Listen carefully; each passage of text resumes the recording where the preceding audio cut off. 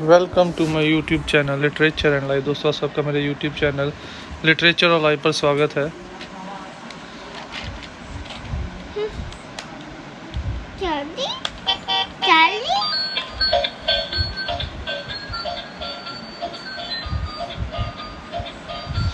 दोस्तों, आज इस वीडियो में मैं आपके लिए लेके आया हूँ शशि थरूर द्वारा लिखे गया प्रोज फ्रीडम ऑफ प्रेस का डिटेल्ड एनालिसिस।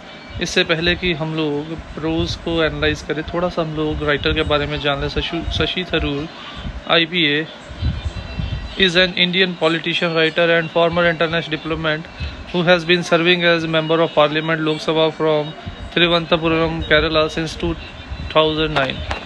तो शशि थरूर बेसिकली एक इंडियन पॉलिटिशियन है, राइटर है और इंटरनेशनल डिप्लोमेट भी है, जो कि मेंबर ऑफ पार्लियामेंट के तौर पे भी काम कर रहे हैं 2009 से तिरुवनंतपुरम केरला से। He was formally under secretary general of United nation. वो पहले अंडर सेक्रेटरी जनरल भी रह चुके हैं UNO के, and contested for the post of secretary general in, और सेक्रेटरी जनरल के पोस्ट के लिए भी उन्होंने कॉन्टेस्ट किया था। He also serve chairman of parliamentary standing committee. वो parliamentary standing committee of information technology के चेयरमैन भी हैं, and all Indian professional Congress.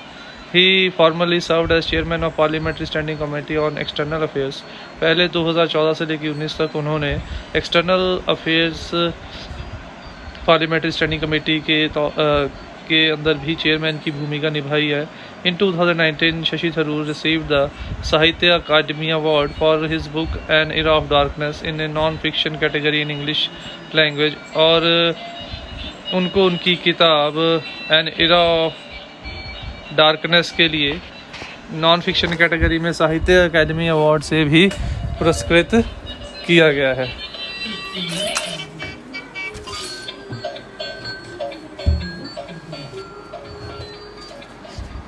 तो ये थी एक ब्रीफ से इंट्रोडक्शन हमारी राइटर के बारे में। Now let's move on to our main topic, that is Shashi Tharoor's freedom of the press. तो बेसिकली इस प्रोज के अंदर अगर मैं कुछ मिनट्स के अंदर इसकी एक समरी बताऊं, तो वो ये है कि इस प्रोज के अंदर उन्होंने वर्ल्ड प्रेस फ्रीडम के ऊपर एक टिप्पणी की है और अपनी राय दी है कि जो 3 मई को वर्ल्ड प्रेस फ्रीडम डे मनाया जाता है, वो उन जर्नलिस्ट, उन रिपोर्टर्स की को मेमोरेट करने के लिए मनाया जाता है जो हमारे तक सच्ची न्यूज़ लाने के लिए जेलों में हैं, अपनी जान गंवा देते हैं, अपने परिवार को खतरे में डाल देते हैं। तो यानी कि अगर हम लोग देखें तो इस प्रोज के अंदर जो है राइटर प्रेस की फ्रीडम और रोल ऑफ प्रेस को हमारे सामने रख रहा है। वो ये भी कह रहा है कि प्रेस जो है वो एक स्ट्रॉन्ग डेमोक्रेसी की नींव है, और प्रेस को लोगों के सामने इम्पार्शियल और फ्री और सही इन्फॉर्मेशन जो है वो लेके आनी चाहिए। किसी भी तरीके की पार्शियलिटी नहीं करनी चाहिए। जैसे कि अब हम लोग अगर देखें तो नॉर्मली ऐसा होता है, जो गवर्नमेंट्स जो हैं वो सत्ता में होती हैं, नॉर्मली न्यूज़ चैनल उनको हाईलाइट नहीं करते, ठीक है, उनके तरफ की बात करते हैं, जो ऑपोजिशन में होते हैं उनको हाईलाइट करते हैं। तो ये ट्रेंड है हमारी कंट्री का, काफ़ी टाइम से चला आ रहा है। तो ये इम्पार्शियल नेचर नहीं है, ये पार्शियल नेचर है। प्रेस का काम ये है कि वो लोगों के सामने सरकार की एक सच्ची तस्वीर लाए, और इसी कारण फ्रीडम ऑफ द प्रेस के कारण ही जो लोग हैं वो जो सरकार है वो अकाउंटेबल है अब लोगों के प्रति। उसके साथ साथ राइटर ये भी कहता है कि प्रेस जो है वो प्लूरलिज्म, यूनिटी एंड डाइवर्सिटी लाने के भी कैपेबल है। उसके साथ साथ एक और चीज़ वो कह रहा है, वो ये कह रहा है कि प्रेस का काम केवल यही नहीं है कि वो किसी मुद्दे को उठाए। अगर उसने कोई मुद्दा उठाया है, जैसे हम लोग देखते हैं अक्सर टीवी चैनल्स के ऊपर कि किसी गवर्नमेंट का कोई स्कैम निकला है, तो 10-15 दिन 20 महीना बहुत उसको हाईलाइट किया जाता है। बट जैसे ही कोई दूसरा टॉपिक जो है या कोई दूसरा बड़ा स्कैम मिल जाता है जिससे कि न्यूज़ चैनल की TRP के ऊपर इफ़ेक्ट पड़ता है, तो उस जो पहले मुद्दा उठाया था उसको सोल्यूशन तक पहुंचाए बिना ही दूसरे मुद्दे को हाईलाइट करना शुरू कर दिया जाता है और पहला मुद्दा कहीं गुम होकर रह जाता है। तो यहाँ पे रोल ऑफ द प्रेस ये है कि वो केवल प्रॉब्लम को उठाए ना, प्रॉब्लम को उठाने के साथ साथ जब तक उसका कोई सोल्यूशन नहीं निकलता तब तक उस प्रॉब्लम को उसे हाईलाइट करते रहना चाहिए। ये एक फ्री एंड इम्पार्शियल प्रेस का जो रोल है एक डेमोक्रेसी या लोकतंत्र के प्रति। तो ये थी एक ब्रीफ सी डिस्क्रिप्शन हमारी प्रोज के बारे में। Now let's start with the prose. As I write this words on 3rd May, World Press Freedom Day, I am reminded that 12 journalists have been killed just a year according to the Committee to Protect Journalists in New York based independent non-profit organization। वो कह रहा है कि आज जब 3 मई को मैं ये वर्ल्ड प्रेस फ्रीडम डे जिसे ये मनाया जाता है वर्ल्ड प्रेस फ्रीडम डे के तौर पे, वो कह रहा है कि आज मुझे याद आ रहा है 1 साल पहले जो 12 जर्नलिस्ट मारे गए थे न्यूयॉर्क में हमारे तक सच्ची खबरें पहुंचाते हुए। All over the world journalist are jailed, attacked and harassed every day. वो कह रहा है कि जो खबरें हमारे तक पहुंचती हैं, जो सच्ची खबरें पहुंचती हैं वो आसानी से नहीं पहुंचती।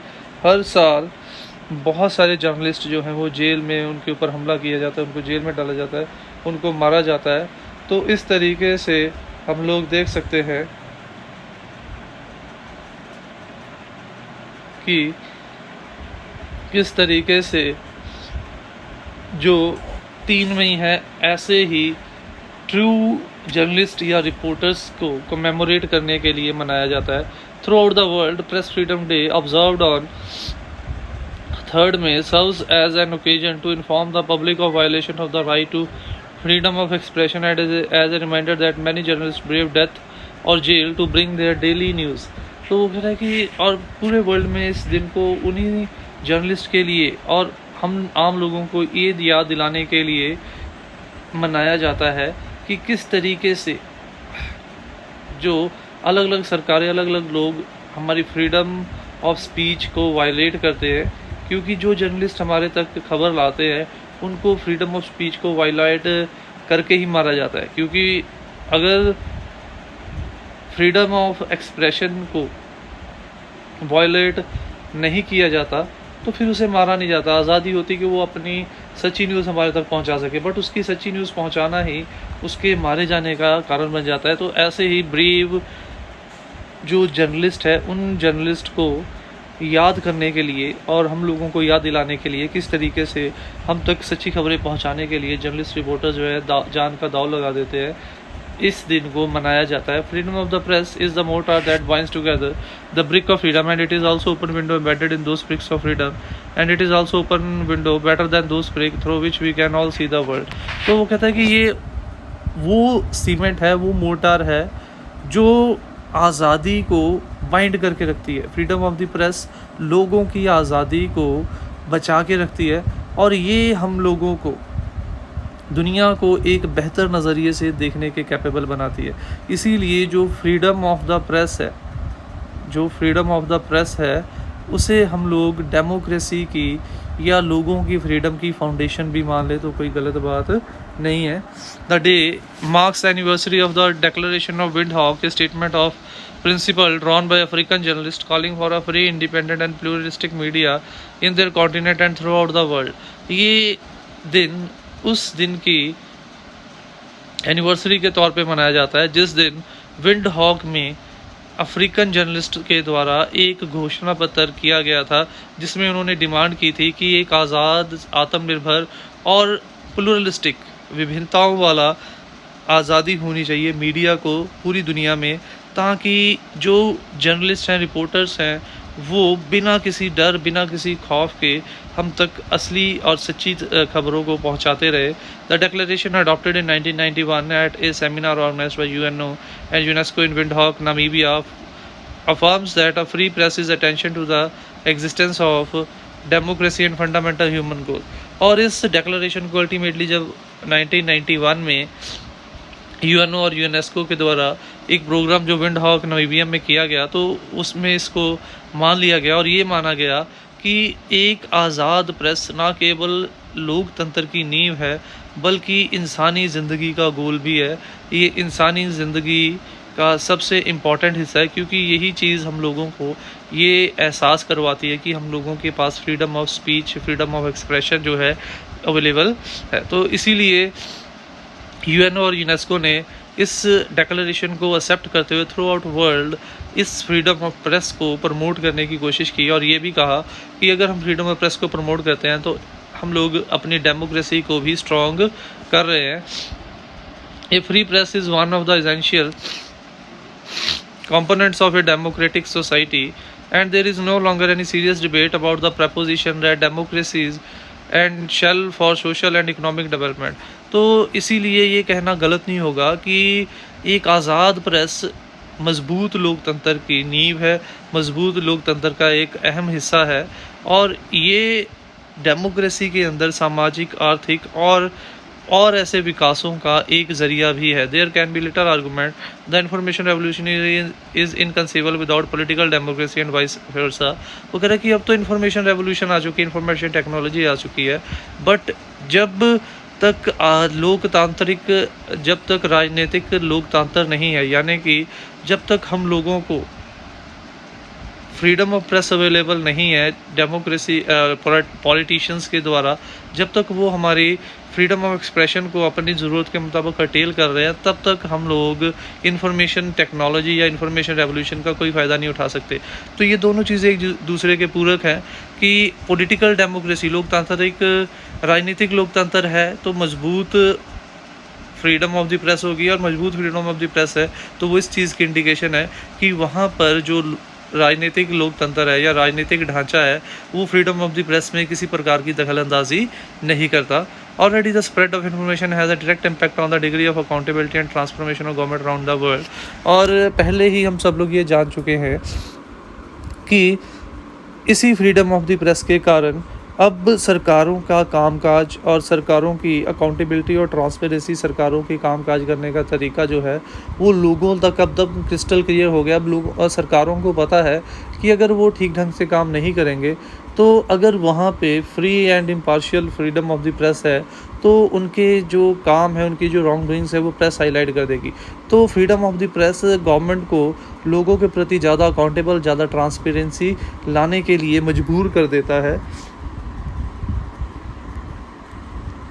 There is widespread recognition that restraints on the flow of information directly undermine the development. Global independence means that those who receive and disseminate have an edge over those who curtail it. The consequences are apparent in all fields of human endeavor. तो ये भी एक world wide accepted fact हो गया है कि जो देश ज़्यादा आज़ादी देगा फ्लो ऑफ इंफॉर्मेशन के अंदर, वो देश ज़्यादा बेटर तरीके से डेवलप करेगा, वो ग्लोबली इंडिपेंडेंट, वो आत्मनिर्भर बनेगा। और जो देश फ्लो ऑफ इंफॉर्मेशन, जो देश फ्रीडम ऑफ द प्रेस को रोकने की कोशिश करेगा, वो देश आत्मनिर्भर नहीं बन पाएगा। इसके लिए एक एग्जांपल मैं दे सकता हूँ यहाँ के ऊपर। अपनी कंट्री का कंपैरिजन हम लोग करते हैं, अगर हम लोग अफ़गानिस्तान के साथ, तो हम लोग देखते हैं कि जब वहाँ पे तालिबान का रूल था तो वहाँ पे हर प्रकार का जो मीडिया था बैन था। क्यों? क्योंकि कहीं मीडिया उनको जागरूक ना कर दे और वो उस टेररिस्ट स्टेट के अगेंस्ट लोग वहाँ के जागरूक ना हो जाए, अवेयर ना हो जाए। और जब हम लोग अपने देखते हैं तो हमारा मीडिया उनके कंपैरेटिवली अच्छा था, इसीलिए हम लोग विकास कर गए। और वहीं पे अगर हम लोग अपना डेवलप्ड कंट्री के साथ देखें तो हम लोग देखेंगे कि हम लोगों की डेवलपमेंट का कारण ये है कि जो डेवलप्ड कंट्रीज़ है वो इसलिए ज़्यादा विकसित है क्योंकि उन लोगों ने फ्रीडम ऑफ द प्रेस को ज़्यादा इंपॉर्टेंस दी है और हम लोगों ने उसको थोड़ा सा कर्टेल। तो जिस देश में जितनी ज़्यादा फ्रीडम ऑफ द प्रेस होगी उतनी ज़्यादा वो सेल्फ डिपेंडेंट और डेवलप्ड होगी, और जितनी ज़्यादा हम लोग इसको कर्टेल करेंगे उतने ही ज़्यादा वो देश दूसरों के ऊपर निर्भर और अंडर डेवलप्ड या डेवलपिंग कंट्री कैटेगरी में आता जाएगा। The new hallmarks of development are ability to receive, download and send information through electronic network and capacity to share information including not only newspaper and journal but also online website without censorship or restriction।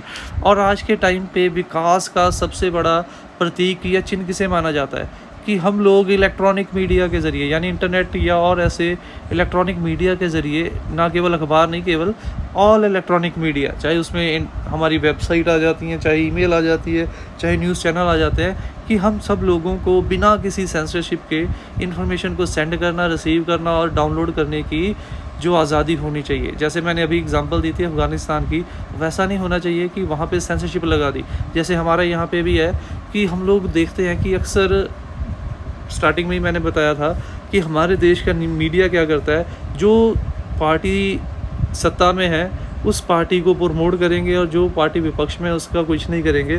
तो ऐसी चीज़ें जो हैं वो एक तरीके का censorship है, क्योंकि पॉलिटिकल लीडर न्यूज़ चैनल या मीडिया को मजबूर कर देते हैं ऐसा करने के लिए, और ये सेंसरशिप जो है वो हम लोगों को, हमारे देश को या हमारे समाज को विकसित होने नहीं देती।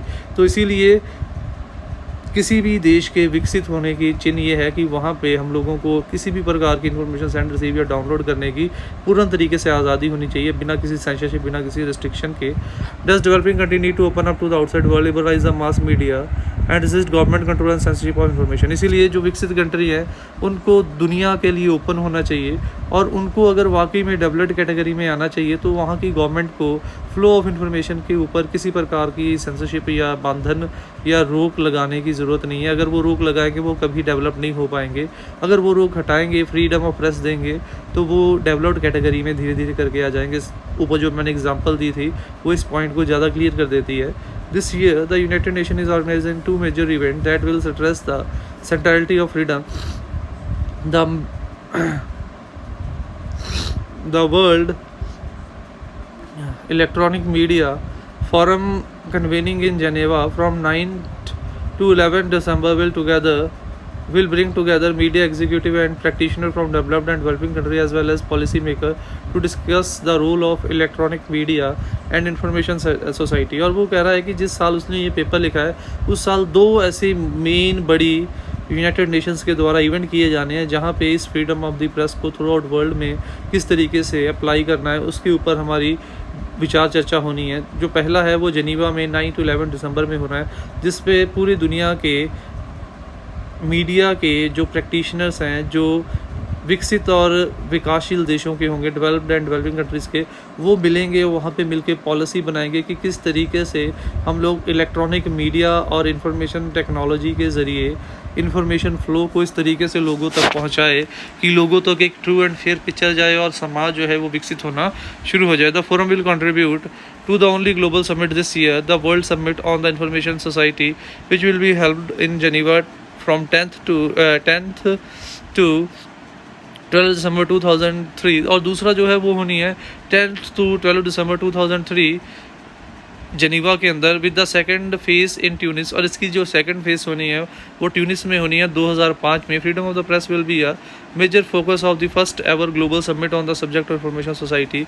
और दुनिया में ये सबसे पहला ग्लोबल समिट था जिसमें इंफॉर्मेशन टेक्नोलॉजी की फ्रीडम के ऊपर विचार चर्चा होनी थी, और इसीलिए ये माना जाता था कि इस समिट में मेन जो पॉइंट रहेगा, वो मेन केंद्र बिंदु जो रहेगा वो यही होगा कि किस तरीके से पूरी दुनिया में हम फ्रीडम ऑफ द प्रेस को इंश्योर करें।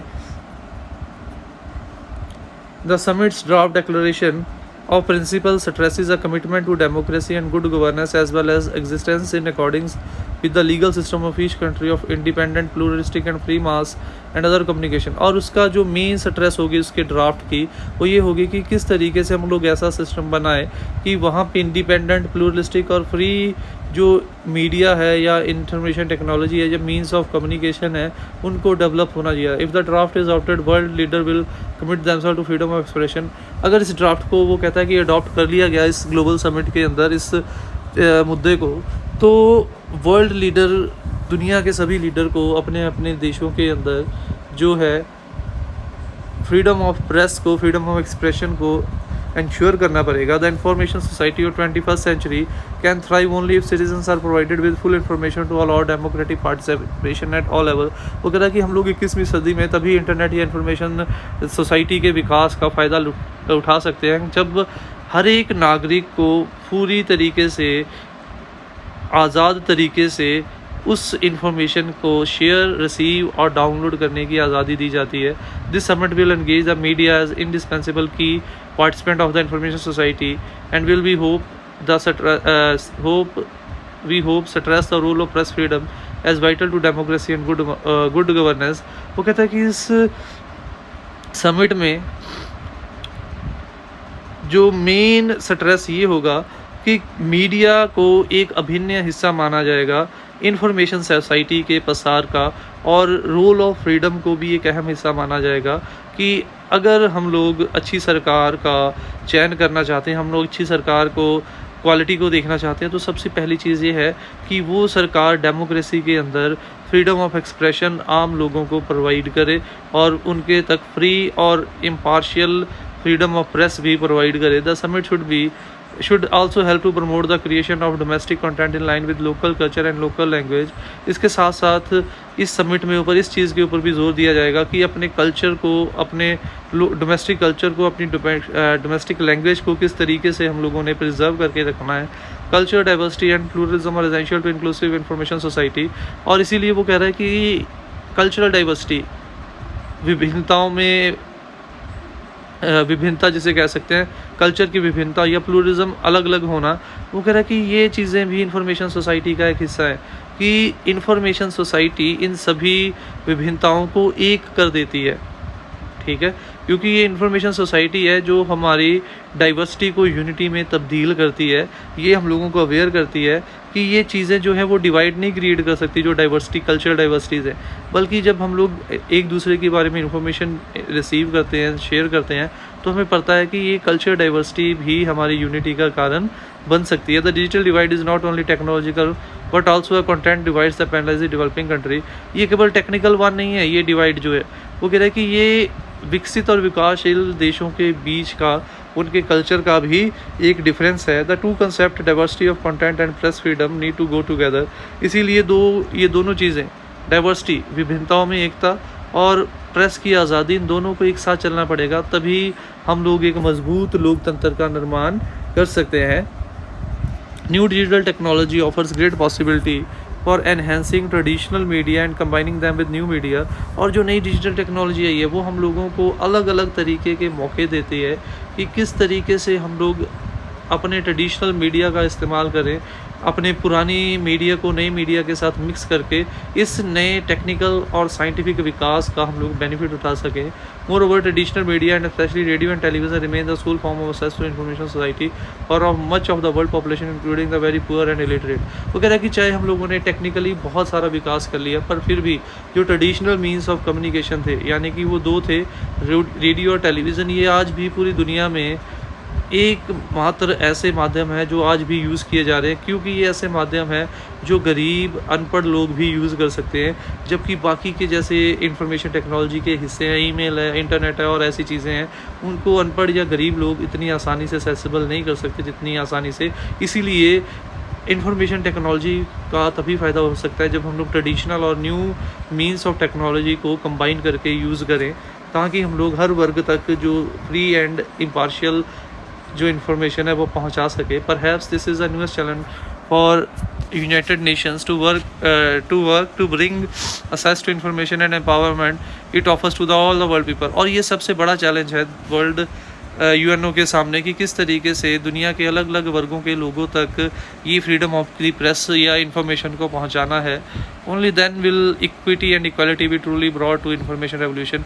और तभी समानता और बराबर जो राइट्स है वो आएंगे इंफॉर्मेशन रेवोल्यूशन के जरिए। Only then the world is poor and under privileged have a real way out of the darkness fraud. उसी समय जो गरीब और दबे कुचले लोग, मार्जिनल लोग हैं, उन्हें लगेगा कि वो उस गरीबी और दबे कुचलेपन के अंधेरे से निकल के बाहर आ रहे हैं, यानी कि वो ये सोचते हैं कि फ्रीडम ऑफ द प्रेस तभी मानी जाएगी जब वो केवल हाई क्लास के लिए नहीं बल्कि लो और अंडर प्रिविलेज्ड लोगों के लिए भी आवाज़ उठाएगी, उनके लिए मुद्दे उठाएगी, और तब उनको उम्मीद नज़र आएगी कि उनके फेवर में खड़े होने के लिए फ्रीडम ऑफ द प्रेस है जो उनकी आवाज़ सरकारों तक, लोगों तक पहुंचा सकती है। तो बेसिकली हम लोग देख सकते हैं कि फ्रीडम ऑफ द प्रेस में राइटर इस चीज़ के ऊपर सट्रेस्ट कर रहा है कि किस तरीके से फ्रीडम ऑफ द प्रेस जो है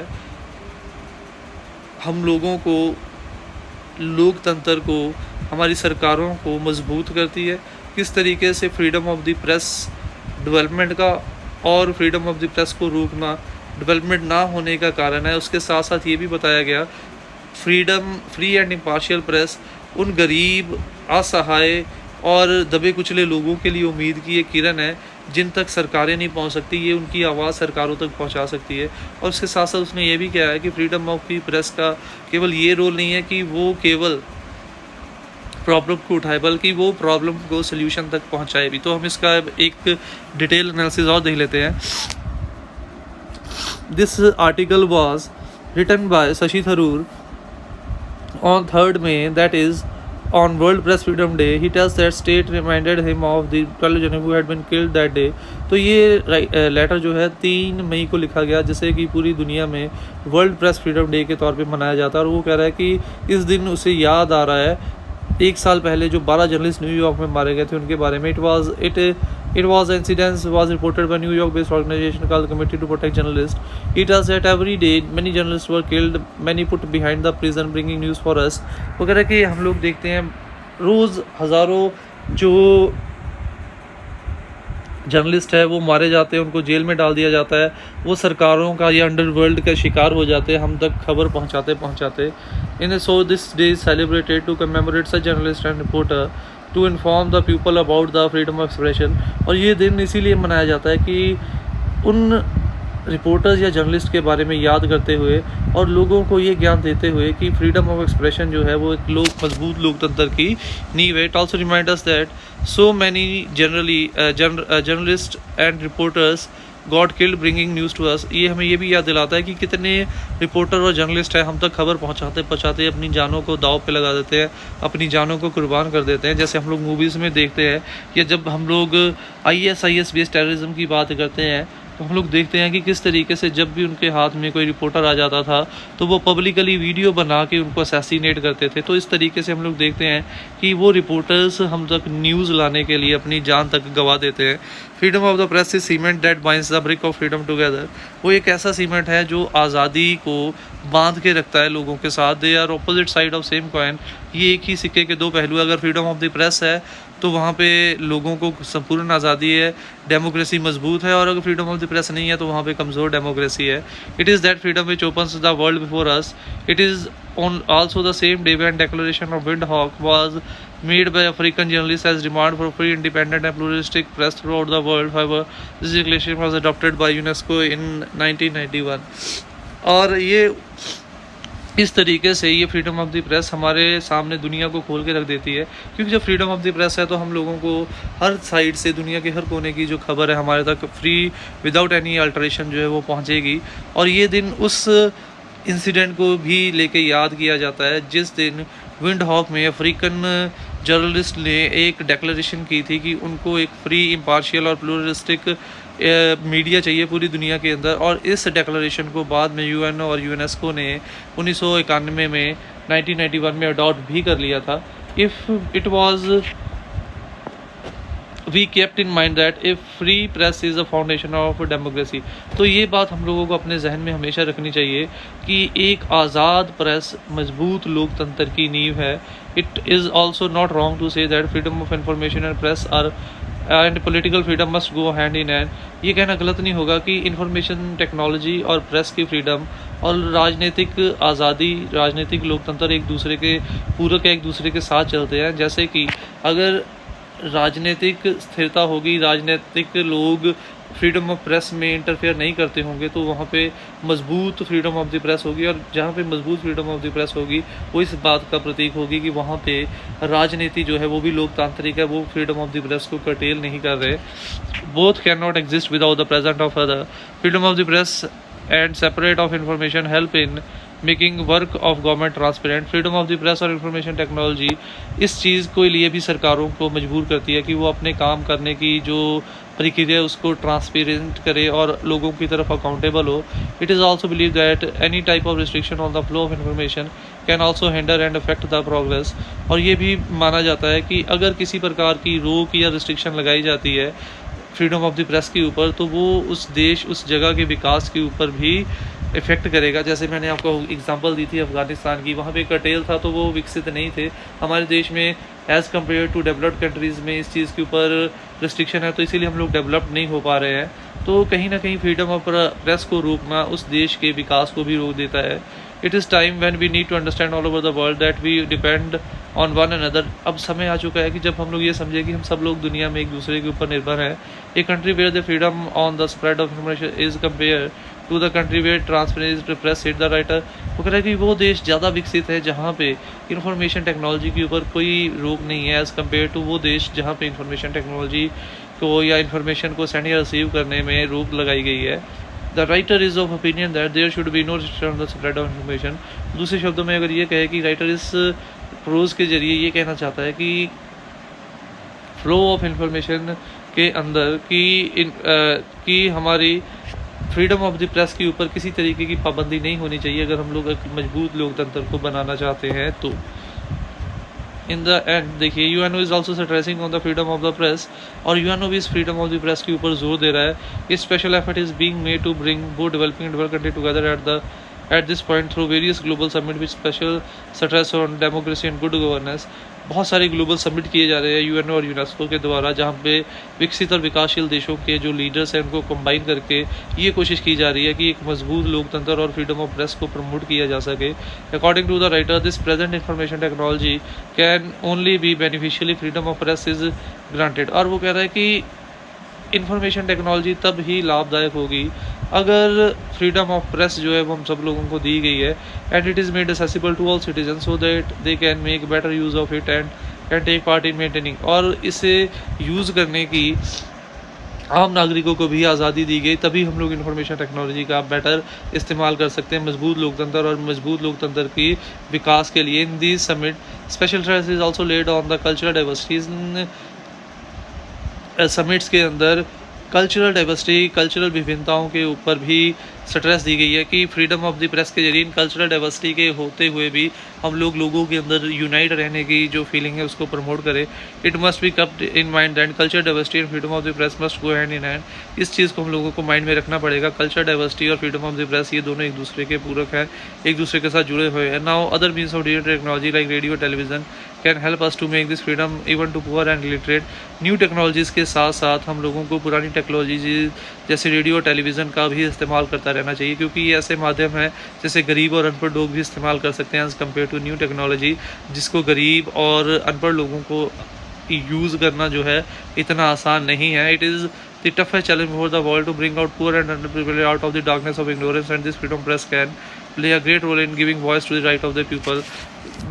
आज दुनिया के सामने, यूनियनों के सामने सबसे टफ जो कॉल यही है, टफ प्रॉब्लम यही है, किस तरीके से गरीब और दबे कुचले लोगों को आवाज़ को उनको अंधेरों से निकाल के उनको विकास के रास्ते की रोशनी में लेके आए, जहाँ जिन तक सरकारों की आवाज़ नहीं पहुँच सकी, जिनके ऊपर सरकार का ध्यान नहीं गया, कैसे उनकी आवाज़ को सरकारों तक पहुँचाया जा सके। तो वो कहता है कि इस चीज़ में फ्रीडम ऑफ द प्रेस एक अहम रोल प्ले कर सकती है, जो इन दबे कुचले गरीब वर्ग के या अंडर प्रिविलेज्ड लोगों की आवाज़ बन के उनको उम्मीद दे सकती है कि वो उनकी आवाज़ को सरकारों तक पहुंचाएंगे और उनके हक प्रदान करने में उनकी हेल्प करेंगे। तो ये था हमारा आज की वीडियो, जिसमें हम लोगों ने देखा कि फ्रीडम ऑफ द प्रेस क्यों ज़रूरी है और किस तरीके से पूरी दुनिया में फ्रीडम ऑफ द प्रेस जो है एक मजबूत लोकतंत्र और लोगों की आज़ादी का एक चिन्ह बन चुका है। तो मैं उम्मीद करता हूँ कि आपको वीडियो अच्छी लगी होगी। वीडियो अच्छी लगी हो तो वीडियो को लाइक और कमेंट ज़रूर कीजिएगा, और ऐसी वीडियोस के लिए चैनल को सब्सक्राइब कीजिए।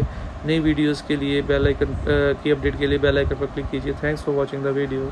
Don't forget to subscribe my channel, click on the bell icon to get the latest updates.